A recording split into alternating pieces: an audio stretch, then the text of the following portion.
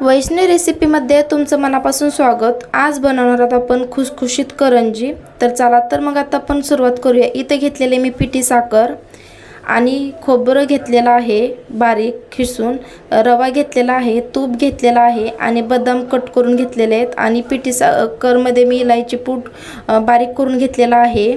बघू शकता तुम्ही एवढं लागणार आहे आपल्याला। आणि मी ते घेतलेलं आहे कढई मी गरम करून घेतलेला आहे, बघू शकता तुम्ही।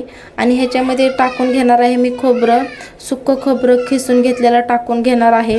आणि हे खोबरं आपल्याला लालसर असं भाजून घ्यायचं आहे, बघू शकता तुम्ही। ह्या प्रकारे असं कुरकुरीत असा आवाज यायला पाहिजे तेवढं भाजून घ्यायचं आहे आपल्याला। आणि थंड होण्यासाठी मी एका ताटामध्ये काढून घेतलेला आहे। आता आपण हे एका बाजूला ठेवून देऊया थंड होण्यासाठी। इथे घेतलेला आहे मी कढई, त्याच्यामध्ये मी तूप घेणार आहे 3 चम्मच, रवा भाजून घेण्यासाठी हे मी 3 चम्मच तूप घेतलं। आता त्याच्यामध्ये मी 0 साईजचा रवा टाकून घेणार आहे, बघू शकता तुम्ही। आणि हे रवा जे आहे ना खरपूस असा भाजून घ्यायचा, असं लालसर असं भाजून घ्यायचं। जेवढा आपला रवा लालसर असं भाजेल तर आपली करंजी खूपच छान चवीला लागेल। ह्या प्रकारे बघू शकता तुम्ही आपला रवा भाजलेला आहे। रवा मी काढून घेतला। अजून मी तर तूप टाकून घेणार, बघू शकता तुम्ही। मी तर 2 चम्मच तूप घेतलेला आहे आणि त्याच्यामध्ये आपण बदाम टाकून घेऊया। बदाम पण लालसर असं भाजून घेऊया।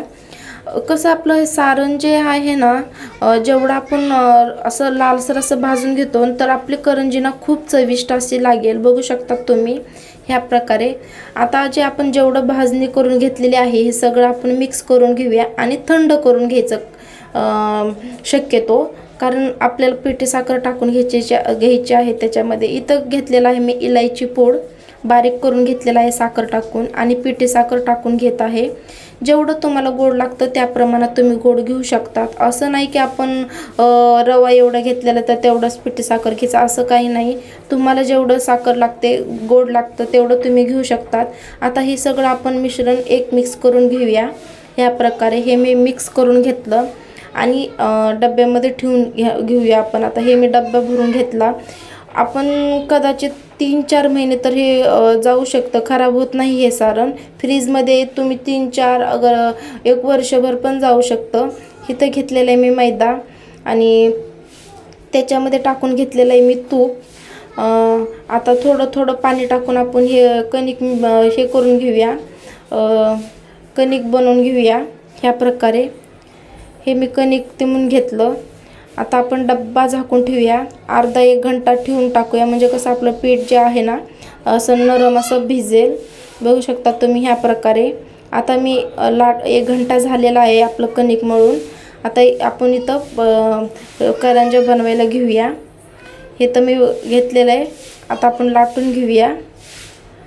जेवढी आपली पातळ अशी पोळी होईल तेवढी आपली करंजी खुसखुशीत होणार। ह्या प्रकारे आपण सगळ्या करंज्या बनवून घेऊया। आता मी कट करून घेत आहे, बघू शकता तुम्ही। ह्या प्रकारे कट करून घ्यायची करंजी, काही सुद्धा अवघड नाही, खूप सोपी पद्धत आहे। एकदा नक्की ट्राय करून बघा तुम्ही। हे आपली करंजी तयार आहे। आता मी हे सगळे करंजी बनवून घेतले इथं आणि कढईमध्ये तेल गरम करण्यासाठी ठेवलं होतं। आपण थोडंसं टाकून बघूया। आपलं तेल एकदम कडकडीत असं गरम करून घ्यायचं नाही, मीडियमवरच गरम करून घ्यायचं। आता मी करंजी टाकून घेते, सगळे करंजी टाकून घेते मी आणि तळून घेते, बघू शकता तुम्ही। या प्रकारे सगळे करंजी टाकून घ्या तुम्ही। हे मी करंजी टाकून घेतलं, आता आपण तळून घेऊया मस्त असं, बघू शकता तुम्ही।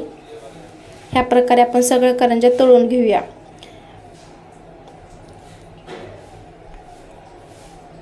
आपल्या करंज्या तळून झाल्या, आता आपण काढून घेऊया। बघू शकता तुम्ही आपले करंजे किती टम्म असे फुगलेले आहेत, किती छान दिसत आहेत आपले करंजी। हे पण तळून घेतले। हे असे सगळे करंजे मी तळून घेणार। आपले करंजे रेडी आहेत, किती छान दिसत आहेत, असे नरम असे लालसर असे।